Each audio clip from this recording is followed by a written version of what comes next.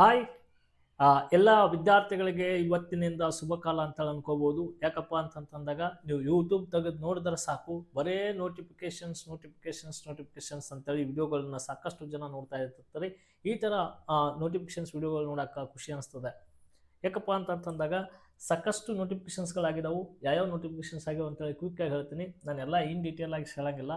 ಹುದ್ದೆಗಳ ಹೆಸರು ಹೇಳ್ತೀನಿ, ಎಷ್ಟು ಹುದ್ದೆಗಳಿದಾವೆ, ನೀವು ಯಾವ ಹುದ್ದೆಗೆ ಎಲಿಜಿಬಲ್ ಇದ್ದೀರಿ ಅನ್ನೋದನ್ನ ನೀವೇ ತಿಳ್ಕೊಬೇಕು. ಯಾವ ಥರ ತಿಳ್ಕೊಬೇಕು, ಯಾವ ಥರ ಇಲ್ಲ ಅಂತೇಳಿ ಸಾಕಷ್ಟು ಅಫಿಷಿಯಲ್ ಆಗಿ ಅವಕ್ಕನ್ನ PDF ಬಿಟ್ಟಿದ್ದಾನೆ.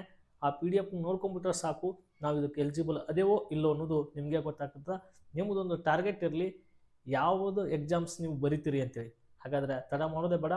ಯಾವ್ಯಾವ ಕಾಲ್ಫಾರ್ಮ್ಸ್ ಆಗಿದ್ದಾವೆ ರೀಸೆಂಟಾಗಿ ಮತ್ತು ಇದೇ ತಿಂಗಳ ಒಳಗಡೆ ಸಾಕಷ್ಟು ಏನು ಮಾಡಿದಾರಪ್ಪ ಅಂದ್ರೆ ಅಪ್ಲಿಕೇಶನ್ಸ್ ಹಾಕಕ್ಕೆ ಡೆಡ್ಲೈನ್ ಕೊಟ್ಟಿದ್ದಾರೆ. ನಿಮ್ಮ ಡಾಕ್ಯುಮೆಂಟ್ಸ್ ರೆಡಿ ಇರಲಿ, ನೀವು ಅಪ್ಲಿಕೇಶನ್ಸ್ನ ಹಾಕ್ರಿ.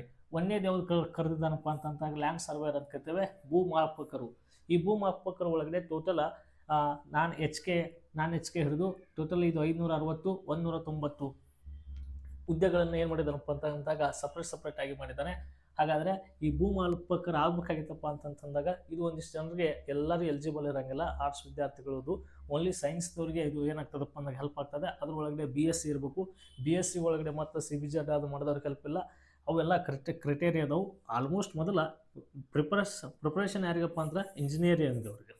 ಇಂಜಿನಿಯರ್ ಯಾರ್ಯಾರು ಮಾಡಿರ್ತಿರ್ತಲ್ಲ ಅದ್ರ ಒಳಗಡೆ ಇಂಜಿನಿಯರಿಂಗ್ ಒಳಗಡೆ ಟೈಪ್ಸ್ಗಳಿದಾವಲ್ಲ, ನಿಮ್ಗೆ ಅಲ್ಲಿ ನೋಟಿಫಿಕೇಶನ್ಸ್ ಒಳಗಡೆ ಕ್ಲಿಯರ್ ಆಗಿ ಕೊಟ್ಟಿದ್ದಾನೆ.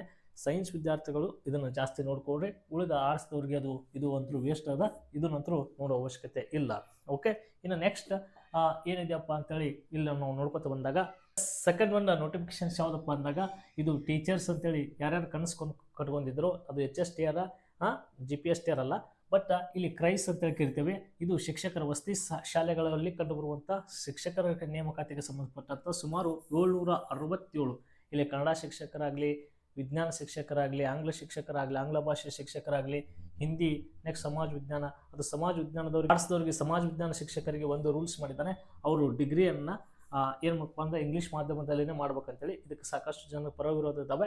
ಬಟ್ ನೀವು ಎಲಿಜಿಬಲ್ ಇದ್ದೀರಾ, ಇದಕ್ಕೆ ಸಾಕಷ್ಟು ಜನ ಎಲಿಜಿಬಲ್ ಇರ್ತಿರ್ತಾರೆ. ನಿಮ್ಮ B.Ed ಕಂಪ್ಲೀಟ್ ಆಗಿರಬೇಕು, ನಿಮ್ಮ ಡಿಗ್ರಿ ಕಂಪ್ಲೀಟ್ ಆಗಿರಬೇಕು.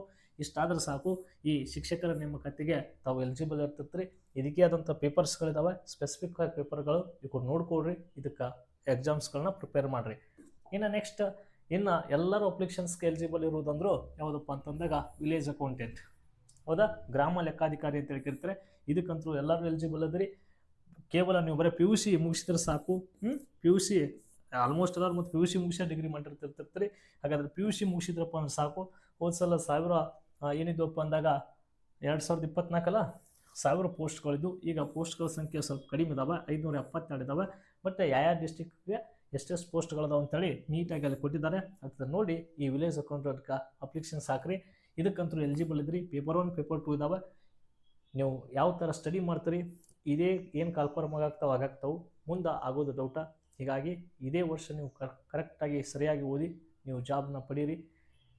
ಇನ್ನು ಮತ್ತೆ ಯಾವ ನೋಟಿಫಿಕೇಶನ್ಸ್ ಆಗ್ತಾವೆ ಗೊತ್ತಿಲ್ಲ. ಇನ್ನು KPSC ಆಗ್ತಾವೆ ಅಂತ ಹೇಳ್ತಾರೆ, ಅದು ಶಾರ್ಟ್ಲಿ ಐತಿ. ಇವು ಅಂತೂ 100% ನೋಟಿಫಿಕೇಶನ್ಸ್ ಆಗಿದ್ದಾವೆ. ಇವನ್ನ ನೀವು ಏನು ಮಾಡಕ್ಕಪ್ಪ ಅಂದಾಗ ಅರ್ಜಿಗಳನ್ನು ಸಲ್ಲಿಸ್ಕೇಶನ್ ಏನು ಮಾಡ್ರಪ್ಪ ಅಂತಂದಾಗ ಲ್ಯಾಂಡ್ ಸರ್ವೇರು 15ನೇ ತಾರೀಕಿನಿಂದ ಅಪ್ಲಿಕೇಶನ್ಸ್ ಹಾಕೋಕ್ಕೇನೋ ಸ್ಟಾರ್ಟ್ ಇದೆ ಅಂತ ಅದನ್ನು ನೋಡ್ಕೊಳ್ರಿ. ಉಳಿದಿವು ಎಲ್ಲದಕ್ಕೂ ಎಲಿಜಿಬಲ್ ಯಾರ್ಯಾರು ನೀವೇ ಎಲಿಜಿಬಲ್ ಅದರಿ.